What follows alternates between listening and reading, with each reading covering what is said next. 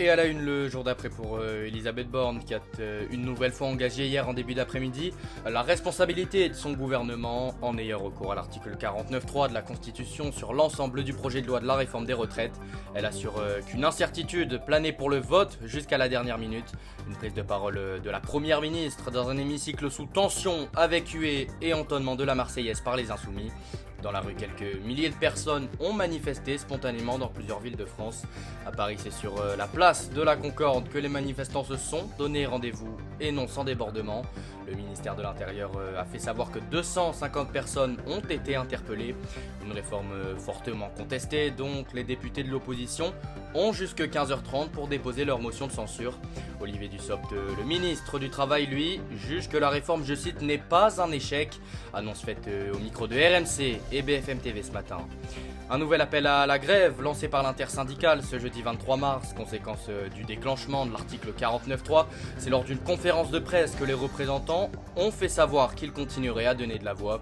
Une prochaine journée d'action qui ne sera pas la dernière selon Laurent Berger, secrétaire général de la CFDT. Certains syndicats de l'éducation appellent eux à la grève lundi et mardi, jour des épreuves du bac. A noter que des rassemblements se tiendront dès ce week-end lors d'actions, je cite, calme et déterminé, alors même que des manifestants ont bloqué le périphérique parisien ce matin. Et dans le même temps, la grève des éboueurs, elle qui se poursuit jusque lundi prochain, alors que les déchets s'amoncellent dans les rues de la capitale. La maire de Paris, Anne Hidalgo, a transmis au préfet de police la liste des 4000 noms des agents de propreté de la ville, en vue des réquisitions qui ont commencé ce vendredi. Invité de la matinale de RTL ce matin, Gérald Darmanin, le ministre de l'Intérieur, regrette l'insalubrité de la ville et attaque directement la maire, je cite, elle n'a pas souhaité prendre ses responsabilités.